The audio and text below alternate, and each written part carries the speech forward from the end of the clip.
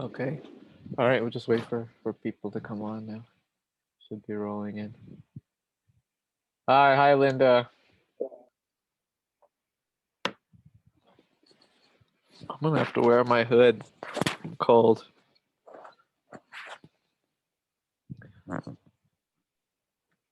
Okay.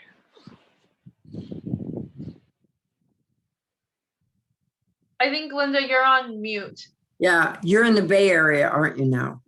I am. Okay, I'm going like, you're in Pomona or Walnut and you're cold? I'm going like, no, his mother's house is in the Bay, East Bay, I think. Yeah, East Bay. It was warm. It was warm yesterday. I don't know what happened today. This is all of a sudden, it's been warm like the last, since I've been here, it's been at least getting warm every day, but today it's like, it's really cold. It's windy. I think they're saying we might actually get some rain in a week or two, which would be really nice. So. Geez, the wind is just picking up all of a sudden. I thought this was going to be like the perfect weather to do a class outside finally, because it's finally daylight at 5:30, but cold up here. Is it warmer down there in LA? Yeah, it is. It's about 75 down here today. It's going to get colder tomorrow. It's only going to be in the high 60s. So. Oh, interesting. Yeah, we've definitely had a colder spring. We've been seeing that on the farm. Everything's been really slow to wake up. One of the things that I had written when I joined is about if we don't have 6 hours of sunshine a day, what on earth can we plant? Oh, okay. How much sunlight do you have? Probably about 4 hours of direct sun. Oh, okay. Yeah, that's plenty for quite a number of things. I can try to get to that in the Q&A today. I'll put you at the top of the list. Okay. All right, I'm just gonna go ahead and start with my intro because I'm gonna need to finish at pretty much exactly an hour today, and yeah, and I want to get plenty of time for the class.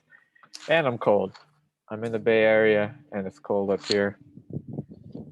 Okay, so thank you for joining. I know there's just a few people on right now, and I'm sure more people will be rolling in a couple of minutes. Yeah, but just for the recording and for anyone who's new, this is our monthly members gardening lesson. We do this every month, normally on the second Wednesday at 5:30 p.m. And I cover a different topic every month to try to give you a little bit of support throughout the year and throughout the seasons, and just try to keep your garden growing, healthy, happy. Yeah, what did we cover last month? We covered summer planting, and we're just saying it's been a little bit cooler this spring than it has in the past several years. So, everything in gardening, there's no specific time to do anything. You really got to follow. Just pay attention to the seasons and the weather and what's happening. And the plants can actually be a really good indicator too of, you want to look to the plants to see how they're feeling and what they're up to.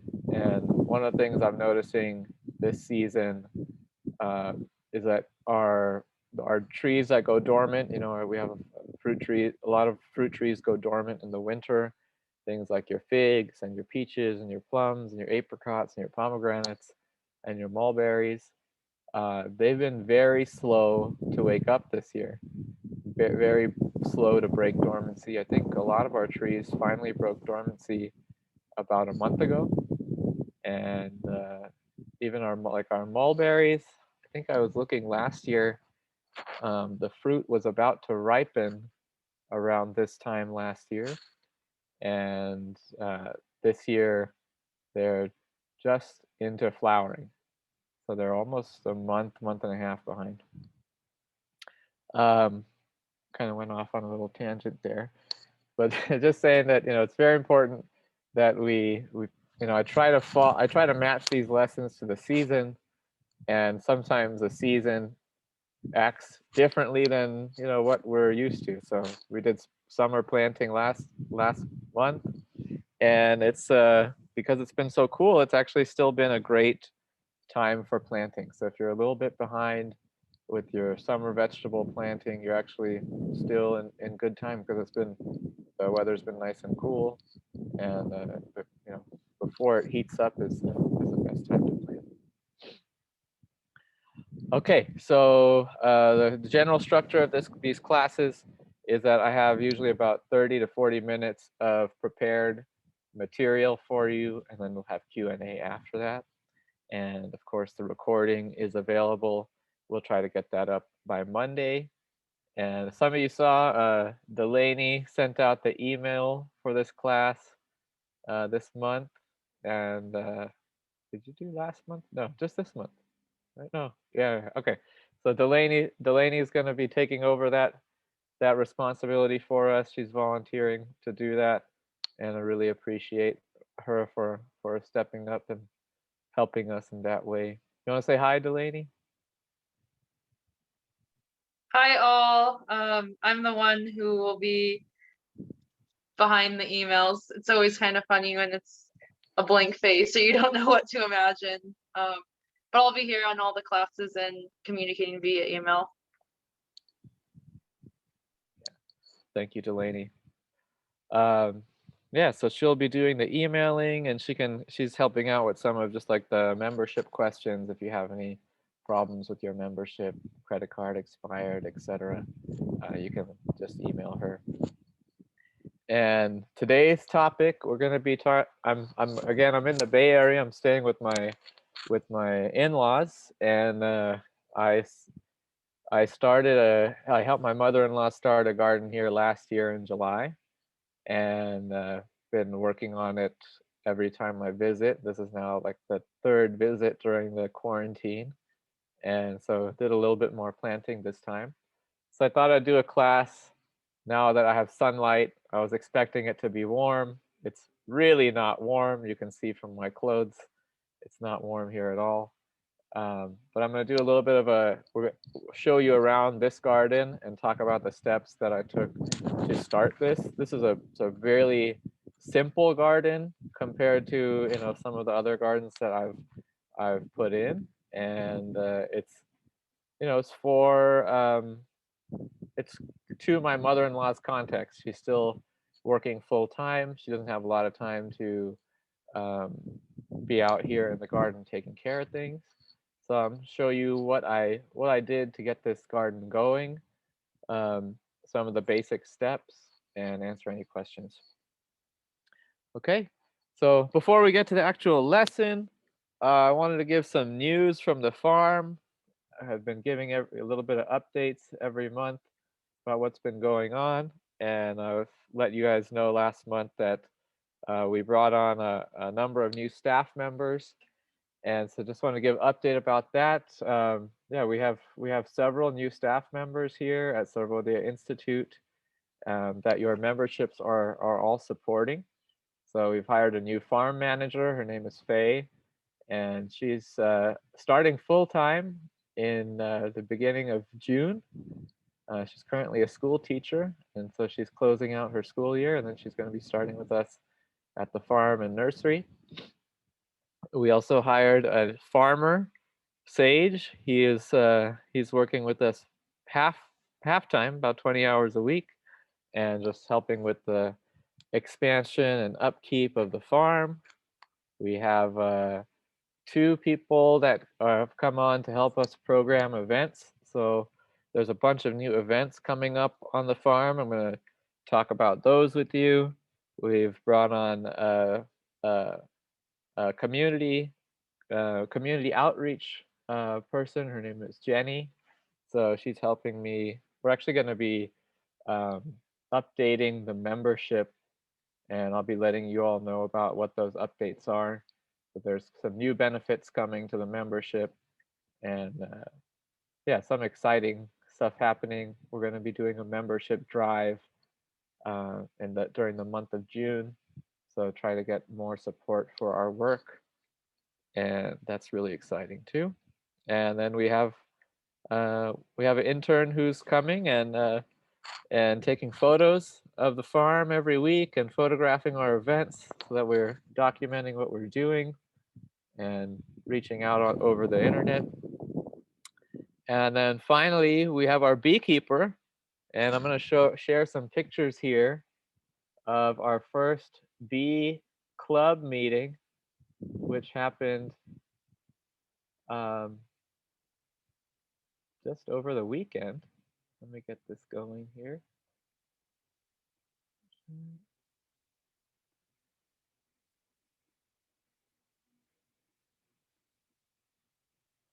Okay, so we had our first bee club meeting over the weekend on Saturday.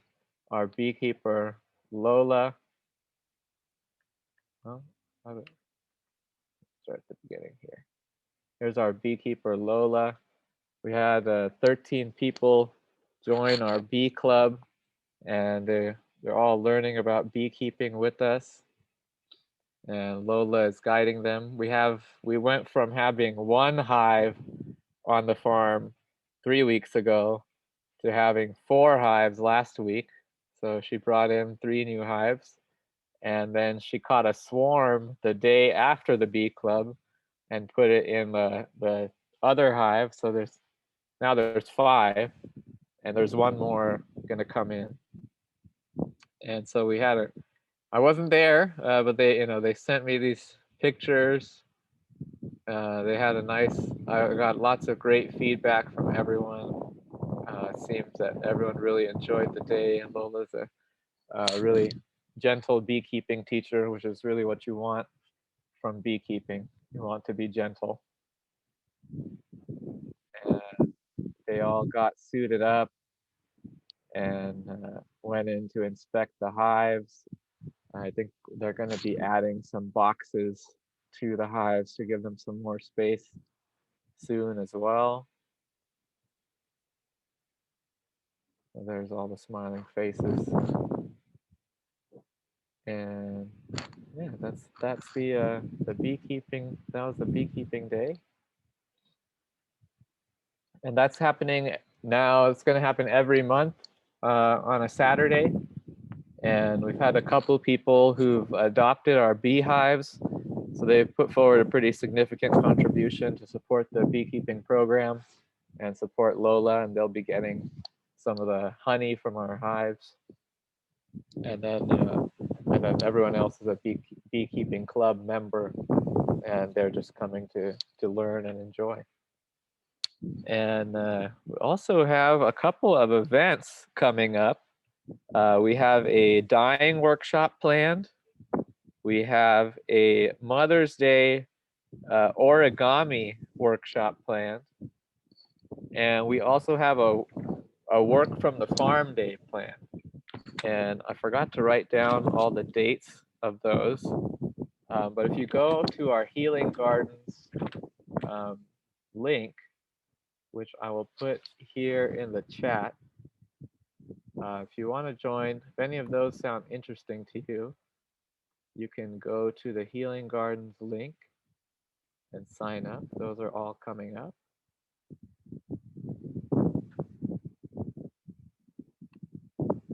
Okay.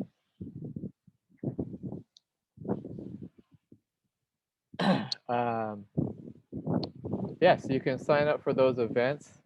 Looks like actually Seema, who is our event manager, is on here, and she's helping coordinate all these events. Seema, are you available to show your face and say hello? Totally okay if you're not. Okay, maybe she's busy. All right. Okay, so yeah, so we have all these new things happening at the farm. It's really exciting. Just want to say thank thank you to all of you for your ongoing support. This really wouldn't be possible without you. And yeah, we're adding some of those membership benefits. We're going to be sending out some stickers and some bags to you guys. Just want to show our gratitude to all of you. Okay, so today's lesson is on starting a garden. And first thing I want to do is just hear from you all. What are some of your questions around starting a garden? Where do you get stuck? What do you want to know about?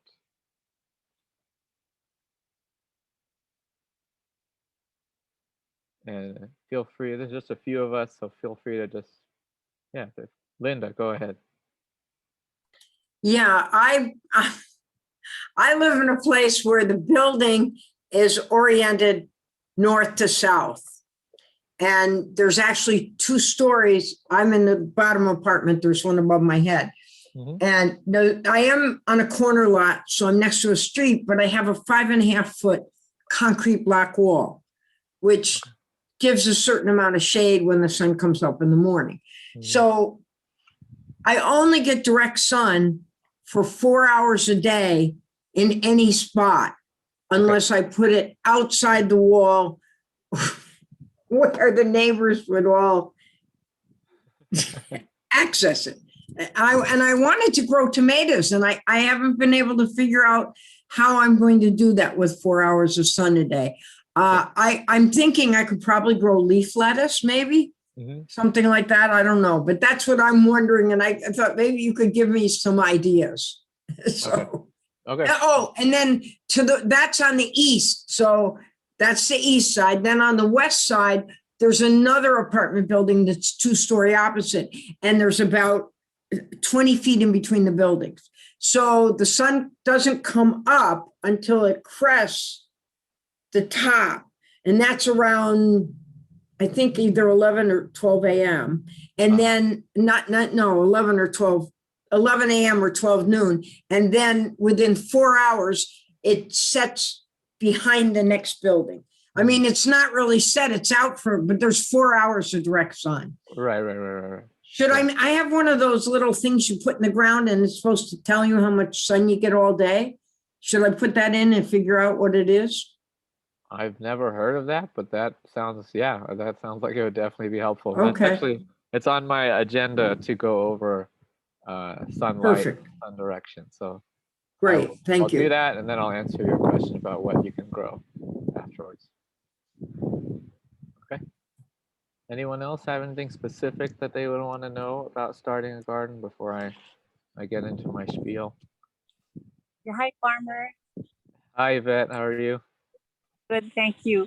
Yeah, so just like 3 months ago, my where my son used to go to school, but there was a farm, and now because of the pandemic, there's nobody really there anymore. So they asked me, why don't you do something with the land? And so I've been going there weekly, once a week, and there are like 2 men that help me, and I just go and just listen to what the land possibly is asking. And we've made vegetable plots, with no-till. The no-till, we've made like 4 of those, and planting whatever seeds we have.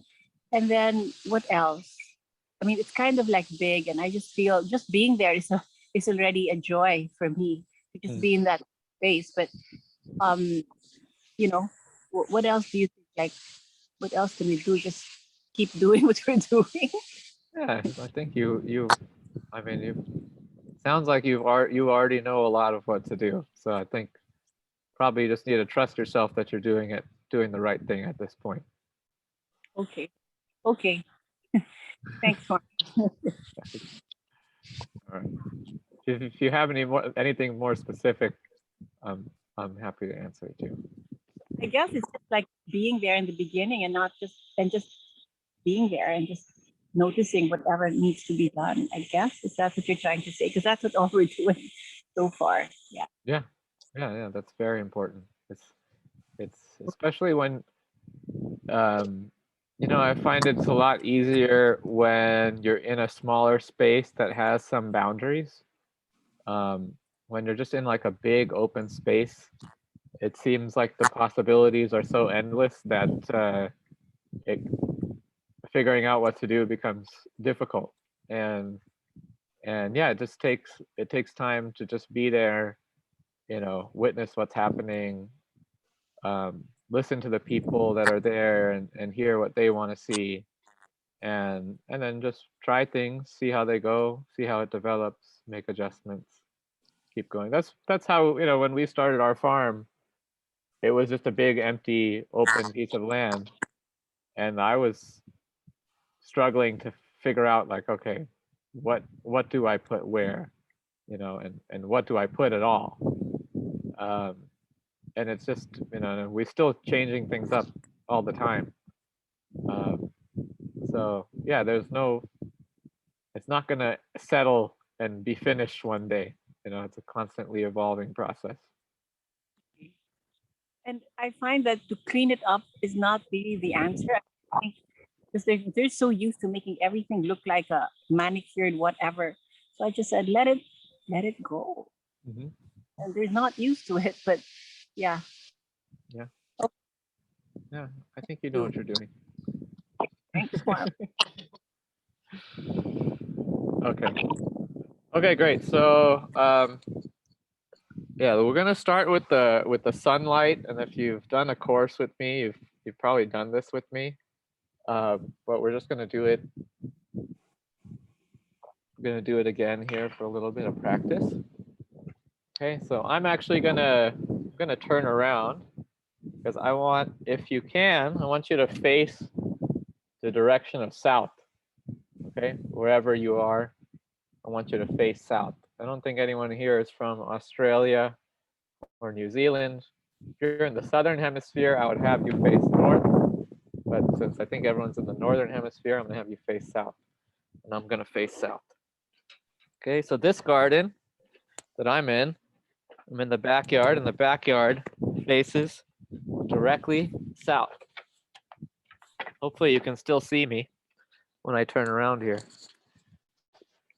Okay, so the reason that we're facing south is because south is the direction of sunlight for us as people who live in the northern hemisphere. For most of the year, for most of the time of the year, for us, the sun is somewhere in the south. So if you know the basics about the movement of the sun, you know that the sun rises in the east. So if you put up your left hand and point straight, or just put your left hand up and hold it straight, then your left hand is going to be pointing east if you're facing south. Okay, so sun rises in the east, and then it'll come up during the day, and then it's going to set in the west. And that's what we're taught in school. And that's like the most basic version of this, but actually it's a little more complicated. Okay, so we're gonna start with where we are now in the year. So it's now April, and we just passed spring equinox. Okay, so right now, what I want you to do is want you to raise your left hand up. Okay, and you're going to point it pretty much straight east. Okay, so just straight out to your left. So around this time of year, the sun is going to come up kind of straight to your left. And then as it rises, it's going to come up kind of in the middle of the sky in front of you to the south. Okay? And then when it sets, it's going to set kind of straight west. All right, so that's how the sun's going to move right now. Now, as we move deeper into the summer, the sun's path is going to actually change quite a bit. When we get to summer solstice, which is the time of the day of the year that the sun's path is longest, that we have the most sun during the year, the longest day of the year, which is around, tends to be around, or it's not tends to be, it's always on the same day, but I forget which day it is. I think it's in July. Okay, so in July, the June. sun, someone actually know the day? The solstice is June 22nd. June Right. 22nd. Okay, thank you. I forget. See, even I don't know everything. All right. Okay, so June 22nd is the longest day of the year. Okay, so on June 22nd, the sun is going to rise slightly to the north. So I want you to put your left hand up, but then I want you to kind of reach back a little bit. Okay, so it's actually coming up in the northeast. And then as it rises, it's going to come pretty much directly overhead. So now your hand is pointing almost straight up. And then when it sets, it's going to come back here and it's going to set in the northwest. Okay, so again, your right arm is now out, straight out, but then coming back, setting in the northwest. And that's the sun's path during the peak of summer. So between the equinox and the solstice, that's the sun moves in between those two paths. Okay, and then we're going to do one more, which is the winter solstice, which is in December, and this is when the sun is at its lowest path, the shortest day of the year. And on the shortest day of the year, the sun rises, you're going to put your left hand up, but then you're going to come forward a little bit. Okay, so the sun's going to rise on your left side, but a little bit in front of you. And then it's going to come up, but it's not going to come up very high. It's going to come up low in the sky. So around noon, it's going to be up, but low in the sky. In front of you, you'll be able to look at it without looking up. And then it's going to set. It's going to set in front of you on your right-hand side to the west, southwest. Okay, so your winter sun, the path is like here. Your spring and fall sun, your path is kind of here. And then your summer sun, the path is like here. Okay? So these are important things to note for when you're starting a garden. Okay, you got to know where your sun is. So I'm going to switch over now to my phone because I'm going to show you. Richie, just to clarify, I actually looked it up, the solstice, and it shifts between June 20th, 21st, and 22nd, because it's really marking the northernmost point from the equator. So it's never exactly the same, which is something I didn't know. So. Thank you. Yeah. I knew there was something like it does shift a little bit because the year is not necessarily 365 days long. Exactly. Okay, give me a second. I'm going to switch over to my phone here.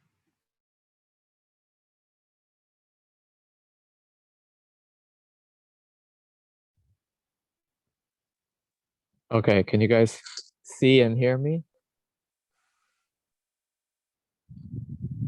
Yes, your phone is going through well. Okay, cool. Thank you, Delaney. Okay, so I'll turn my camera around here. We're going to look at this garden here. And so here's south, right?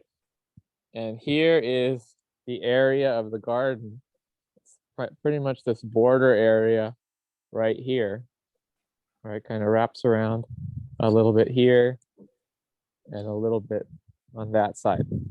Okay, so if I'm looking at the sun, we're facing south, my garden's right here, I got this fence here. What do I know? And someone can answer this question for me. What do I know about how the sun is going to fall on my garden which is right here throughout the year. When is my garden going to get sun? When is my garden not going to get sun? Anyone feel free to answer. I'd say it's not going to get much sun in the wintertime because that fence is going to cast a pretty shadow. Exactly. Yeah, Linda, you got it just exactly right. So because the sun in the winter is going to be low, right? It's going to come up low here in the east. It's going to rise low here in the south, and it's going to set low here in the southwest. So basically, in the winter, this fence is going to cast a shadow over this garden for the entire winter. So there's about 3-4 months where this garden is going to see no direct sunlight. Okay. Now back here on this side, Yeah, you'll get some. I'm going to get some sun. I'm just going to move over here too, so that we can take it from the same orientation. Okay, so if I'm right here, okay, again, this is south. Sun in the winter is going to rise right here. Okay, so in the morning, this is not going to get sun, right? Pretty much all year in the morning, this is not going to get sun. As the sun comes up, then boom, right here, okay?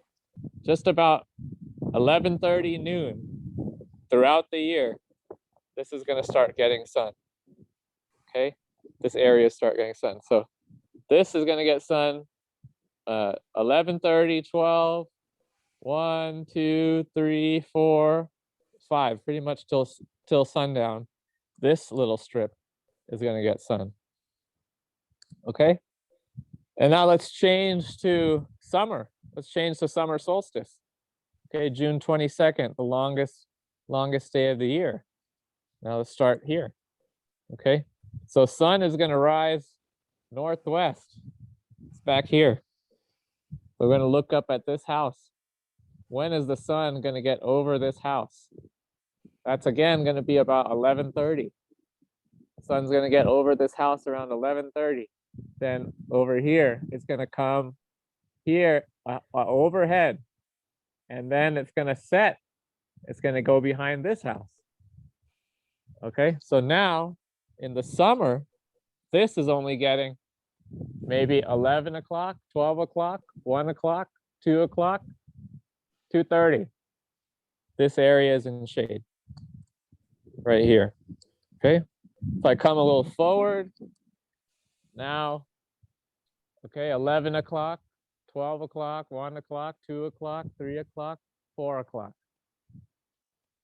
Okay, and then if I come over to this strip, which in the winter got no sun, now in the summer, let's see what happens.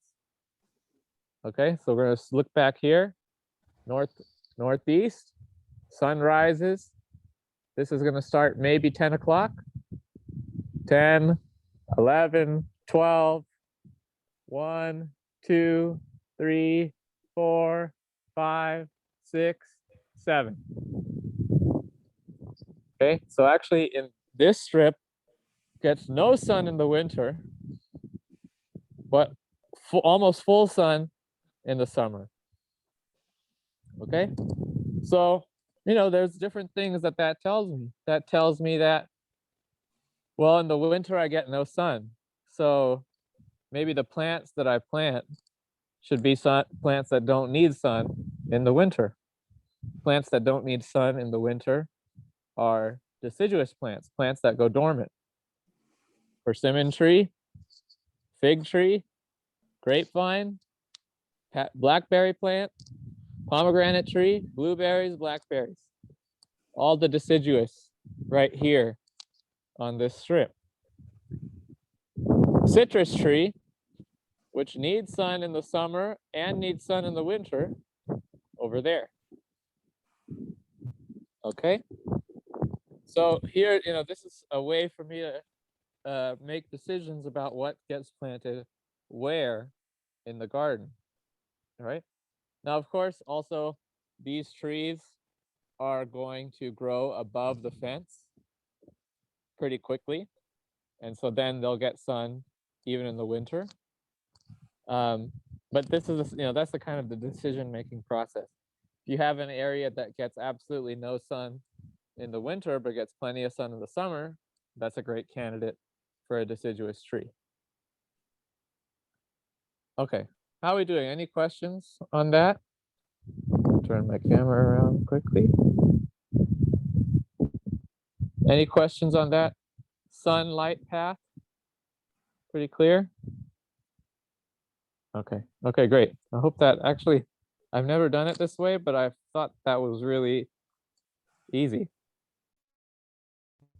Okay, so next thing, when we started here, this garden had never been taken care of, really, right? And there were no plants. Let me turn this back around. This was actually, this whole area, other than the grass, was empty. It hadn't been mulched for 10 years, never been fed, not really been watered. There was this lemon tree the whole time. This lemon tree was there the whole time. And I've been dating I started dating my wife 10, 11 years ago. I came to this house 10 years ago. This lemon tree just didn't grow for 10 years. It looked exactly the same.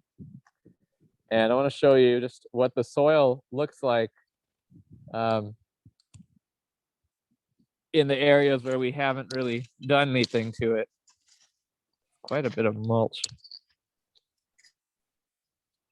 Actually, even these wood chips have started to break down a bit.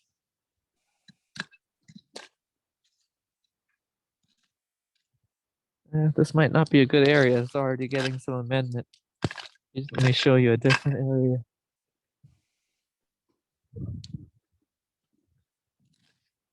Yeah, it's pretty much. When we were starting, soil, I started this garden last July. The soil looks like this. Very hard. It's a lot harder than this, actually. Very low in organic matter. Very clay, like super heavy, hard to dig into. Just very see how it kind of sticks easily, it clumps easily. Very clay and heavy, thick, hard to dig into, hard for plants to get their roots into it, hard for water to get into it. And then I started in July, so the clay had basically hardened into stone that was very difficult to dig into. And so what I did, it's not a very big area. I started in just a few patches, basically. I just went to a local nursery. I picked up about 12 or 15 bags, the biggest bags they have, which are like 3 cubic foot bags. So I picked about 36 cubic feet of compost. And all I did is I laid the compost down in this vegetable garden area. For the vegetable garden only, I did the work of mixing the compost into the existing soil. I turned it. I used a shovel and a fork, and I turned the compost in. Okay, and then I also turned in some high nitrogen fertilizer, which I think I used blood meal. It's a very, very high in nitrogen. So I used a blood meal and mixed that fertilizer in to help break down the bagged compost, because the bagged compost is not really well broken down. It's kind of low in nutrients, or like the nutrients are not available yet. So I mixed in some high nitrogen blood meal to help break that compost down. And I turned it all in, right? And now let's take a look.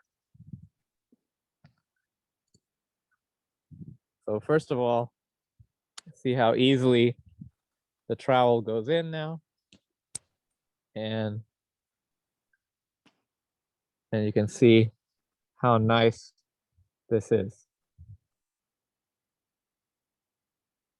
Okay, so very easy. You can still see there's still like pieces of that heavy clay that haven't really, if I go down deep enough, you can get some of that clay, but it's starting to, the compost is starting to get incorporated into that clay, break it up, and it's actually nice and warm down here too. Now I'm sticking my hand down in here. It's actually pretty warm. And so it's looking nice. And we have been getting some vegetables, got some cilantro. I put some broccoli in over the winter. But like I just wanted to see what would happen, knowing that this area was not going to get any sunlight for the whole winter season. And yeah, the broccoli didn't really grow. It's been stuck, at this really small size. But now that it's warming, even the Swiss chard right here didn't really grow. But now that we're starting to get some sunlight in here, the Swiss chard has started to grow. The broccoli, the cilantro has started to grow. And it's just because of the sunlight situation in this particular spot of the garden. Right? If I wanted, I've been trying to convince the family here to let me take over some portion of the lawn right here, because that area would be more conducive to a vegetable garden because it gets sun all year, whereas this gets only sun in the summer. Okay, so if we want to have a winter vegetable garden, we got to go over here where we're going to get more sunlight all year. Okay, so yeah, so in the vegetable garden, we mixed in the compost, we mixed in a little bit of fertilizer. And then what I did was in a little area, I spaced the fruit trees out every 10 feet. So here's the one tree, there's the next tree, there's the next tree, 10 feet, 10 feet. Okay, and you can kind of use that as a standard distance for your fruit trees, 10 feet apart, because you can, as long as you're pruning them, you can manage them to that 10-foot width and like 8-foot height. So around every fruit tree, I basically just put 2 of those huge bags of compost. Okay, so there's about 6 cubic feet of compost that I piled up around the tree. Let me get my trowel again.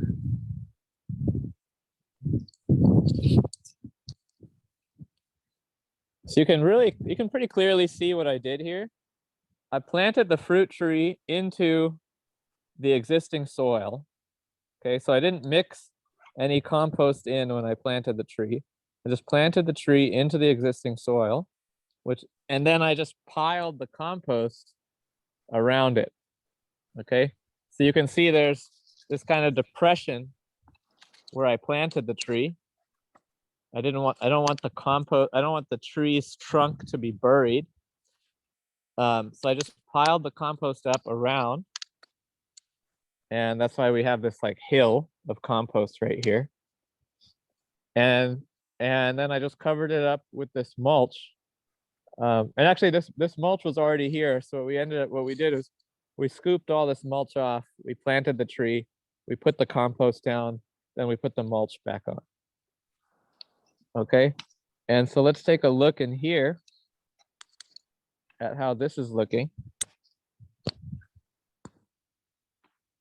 And you can actually see there's plenty of roots right here. I don't know whose roots these are. But yeah, look at all of this root growth right in here. And that compost is breaking down. Okay, it's incorporating some of the soil in there. And the tree is looking nice and healthy. Just woke up from dormancy, I think around the time that I arrived. And then we planted some flowers and perennials around each tree. So here we have artichoke, we have gaillardia or blanket flower, some gora. I just added some more plants in here on this trip. I put in some natives, monkey flower, California bluegrass, yarrow, sages. I think that's coreopsis. So here's the next tree. This is a little fig tree. We did the same thing. The tree is planted here in the middle, and then we piled the compost up around, right? And so this compost is going to break down over. It's probably going to take like another year or so to really break down. It'll completely flatten, incorporate into the existing soil. And we're starting to get the soil to a point where it's soft and loose and healthy enough to actually support plants, trees, flowers, and eventually fruit. And I wish I had a before and after I could show you of this tree, but she was looking so sickly for 10 years. And now this year, after we did the compost, I'm going to show you the irrigation next. But she's got all this new growth. This is all new growth, new growth, new growth. This is all new growth down here. I gave her a really good trimming too. I probably pruned off about 2/3 of her. And now she's looking really healthy, happy, and got some flowers coming this year. So a really significant change in this tree in just less than a year. And then we're going to have all these other trees filling in soon too. All the flowers and perennials that we planted are doing really well too. So let me just go over the irrigation real quick, and then we'll have time for questions.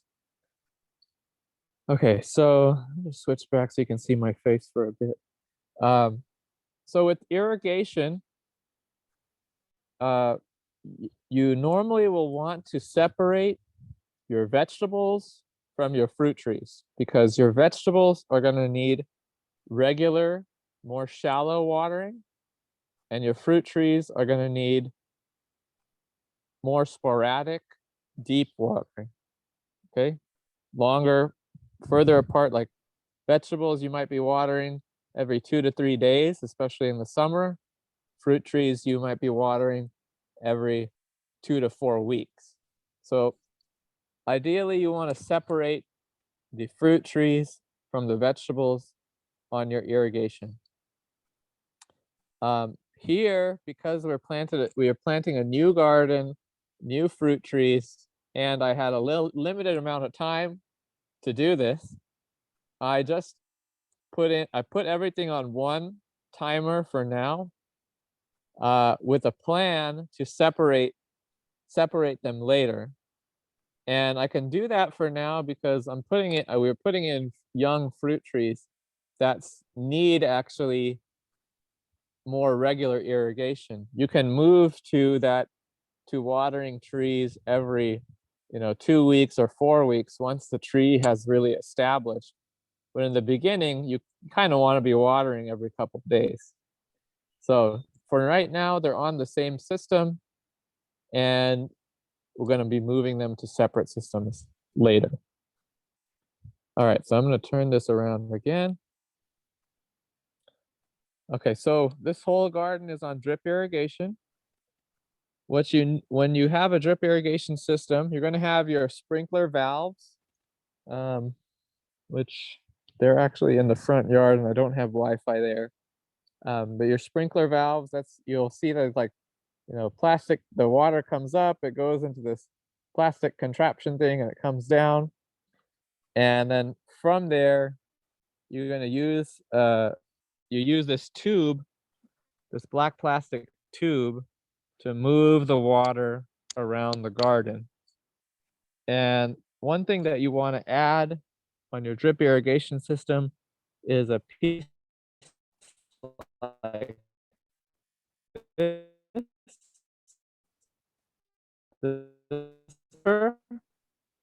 And don't blow up. And drip irrigation operates at a lower pressure than sprinklers. So you're gonna put one of these in on every line. And then you use this black tube to move the water around the garden. So this black tube starts here, runs here, and it runs all the way around the garden. And then at different points, we branch out from the black tube. So like right here, we branch out from the black tube, we branch out this way. Okay. And then we run these other lines that have holes in them. You can see the hole right here. It's got the drippers spaced every 12 inches. So in the vegetable garden, we just ran 3 lines parallel to each other to water this area. And in the fruit tree area, we put these circles around each tree. And you can see I've double wrapped it for now because I need the water closer to the trunk when the tree is young. And then as the tree grows up, I'm going to unwrap that and make this circle much wider so that I'm watering where the tree's roots are. As the tree establishes, the roots are going to come further and further out. So I want to water further and further out. Young tree, water close to the trunk. As it grows older, water further away. Never water the actual trunk. Trunk doesn't need water. Roots need water. And so this irrigation also is doubling as the irrigation for these perennials. And that's basically keeping the whole system running. That's basically it. So I put the basics of this garden, I put the backbones of this garden in last July. It's really low care because we planted nothing but trees and perennials. There's a couple annuals. There's calendula, and I put in some wildflowers in one of these pots over here. But it's very, very low care. Little bit of the vegetable garden, the little vegetable garden area, which does have annuals, is here, very close to the kitchen. There's the kitchen door. Here's the vegetable garden. So family can just come out here, pick some chives, pick some cilantro, pick some green onions really easily, get some Swiss chard, and we have these delicious Cape gooseberries. If you ever had these guys they're in the tomatillo family. This is a really easy one to grow. And we're gonna have these at our nursery in a couple of weeks. And these are perennial. And that is it. I'm gonna switch back to my laptop so I can take some questions, and then we'll wrap it up. Give me 1 second.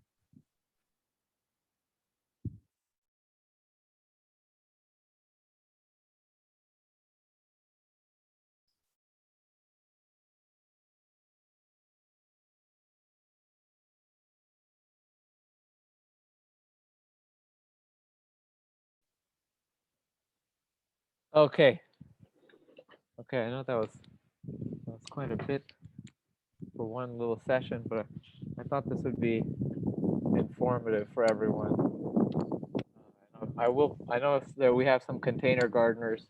I'm going to try to do some container gardening lessons in the future, but I want to make sure we have a little bit of time for questions. So anyone have any questions?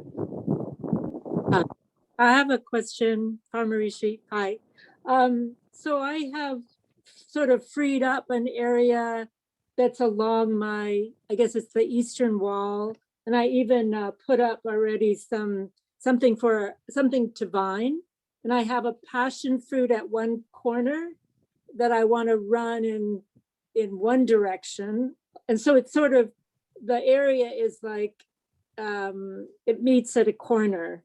But I discovered, having kind of removed some things there, that there's a section, so the wall is like, I don't know, it's like 25 feet long, something like that. And, but there's one area that gets a really nice amount of sun, that just some volunteer things are growing. It's right up, kind of right near the wall, right up against the wall. So and then the rest of that part of the wall gets mostly afternoon sun. Doesn't really get morning sun there at all. Because, so I wanted to ask you some suggestions. So not a passion fruit, because I've kind of already got that.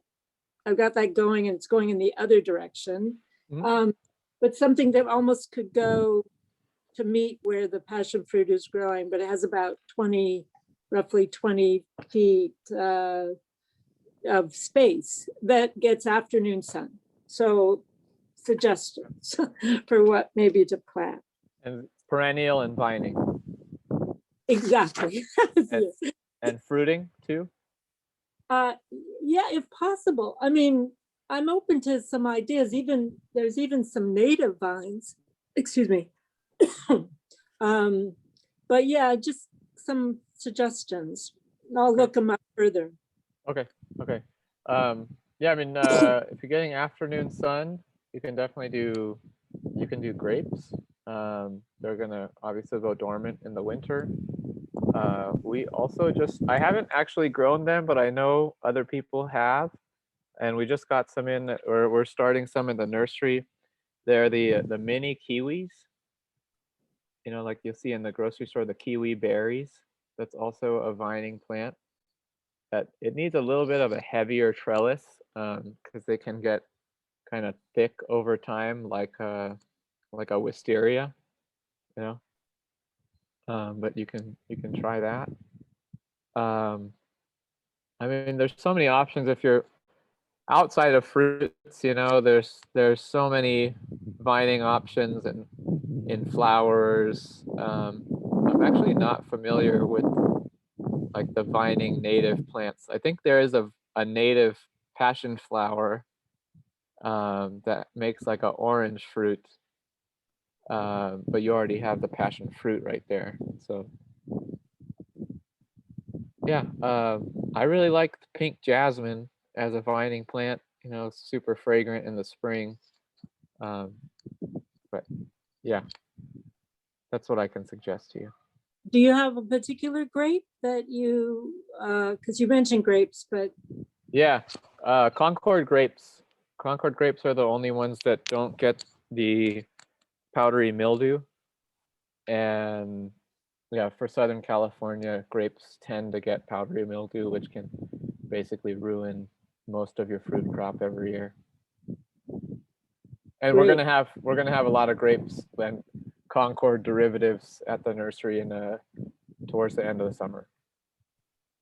that's when you would plant it then, would be then, Yeah, best would be fall. best time fall. Yeah. Thank Okay.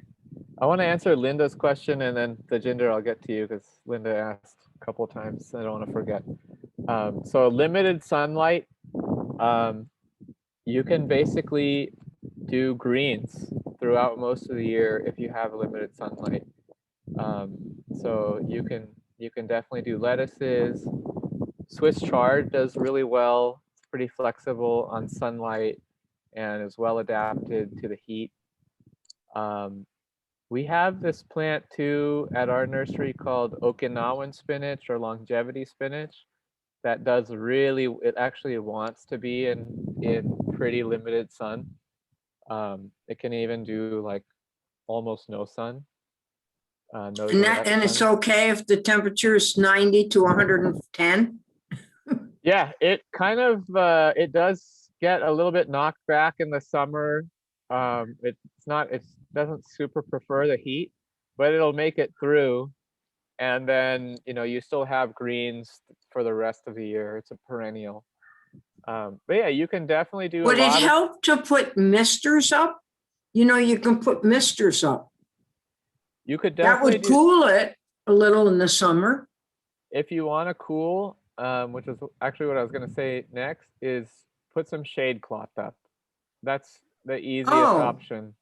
Get Okay, some like between 30 to 60% shade, and that will, because yeah, I mean the way you're describing it, it's like when you get sun, it's like the hottest sun, right?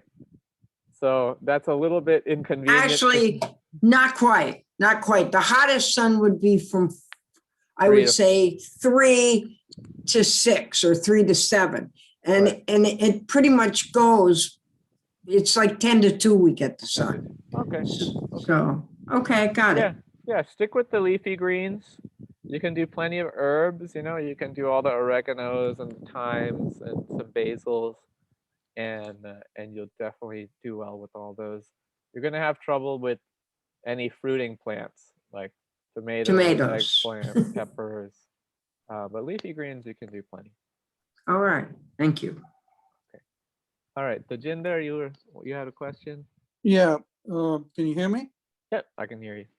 How do you naturally deal with gophers? I had to switch my vegetable plants to pots. Ah, okay. Do you have are you growing in raised beds or you have them in? No, these are just, those earth box type of pots.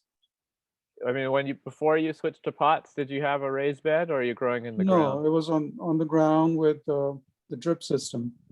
Okay.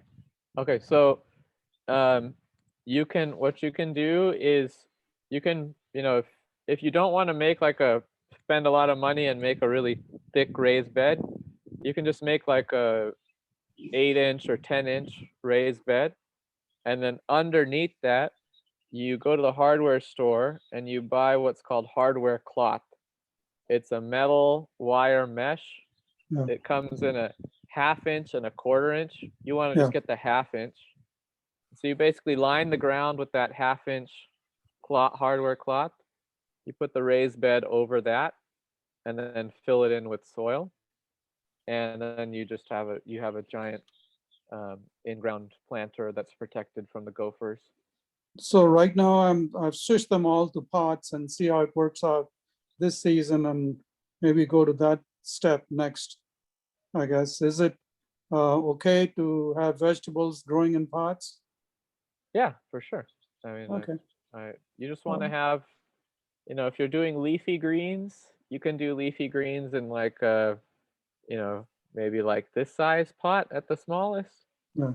And then if you want to do a tomato or any fruiting plant, tomato, eggplant, zucchini, peppers, you Yeah. want to get into something bigger, Yeah. like at least a 5-gallon, but probably more like a 10-gallon or a 15-gallon for those fruiting plants. They'll get a lot bigger. Okay, thank you. Okay. And then long-term solutions for gophers would be getting a really good hunting cat, putting in a owl box, those kind of things can help. Okay. All right, thank you. All right, I'm gonna take one more question and I'm gonna get Delaney. I have a question. I see that in this garden here, the trees are incorporated like into the designated gardening space. But Mhm. what if just planting trees in a yard, I guess in any yard, but maybe particularly one which is a lawn. I Mhm. would imagine that if compost is put around, that would be wonderful food for the grass that's already there. But lasagna mulching may not allow those nutrients to get to the tree. Yeah, I think that's enough. I'd be curious on Yeah. how to do that. Yeah, good question. Really good question. So here in California, because our lawns are watered with sprinklers, it's hard to keep a tree healthy in the middle of the grass because the sprinkler sprays water on the trunk, and the trunks of our trees don't want to be wet, right? That's like when you have a tree canopy, even if it rains, the canopy sheds the rain out away from the trunk and towards the feeder roots of the tree. when you have a sprinkler, it's spraying water onto the trunk, and that tends to lead to disease and fungus, things that can damage the tree. And then you also have your lawnmower or your weed whacker, which is running over the roots of the trunk, sometimes stripping bark away from the trunk. So in this situation, in a Southern California specific situation, it's difficult to keep a tree healthy in grass. If you're in a different climate where you're not watering you don't need to water your lawn with sprinklers, you're just getting, rainfall or humidity, moisture, then you can plant trees in grass, and they'd be okay as long as you're not weed whacking the trunk, the lawn mowing the trunk. Okay. So yes, for us, if I were to plant trees in a lawn here, what I would do is I would lasagna mulch the area that the tree is going to be planted in, and then keep the grass outside, give a nice border for the tree, for the trunk, so that there's not grass going right up to the trunk. And then I would make sure that the sprinklers are not coming near the trunk of the tree. Okay, so it's a little bit more work in this climate. In another climate, it may not. You might just be able to plant right into there, put compost right on the ground into the grass. You can chop and drop the grass, and just use the grass as mulch around the tree. So it's different depending on where you are. Is that good? Answer your question? Yes, thank you. Okay. Okay, I'm getting really cold and the sun is going down. Thank you all for coming. Nice to see familiar faces here every month. And we'll be back. I know I've been saying I'm going to do composting, so I think next month I will be at home and I'm going to do composting. And I'm going to do small space composting, because I'll show how I compost on my patio with worm bins and pot composting. Okay. Thank All right. you. Thank Have you good- so much. Thank you. You're Bye. welcome. You're welcome. Very much. Have a great evening, Good night. and Bye. see you all next month. Sounds good.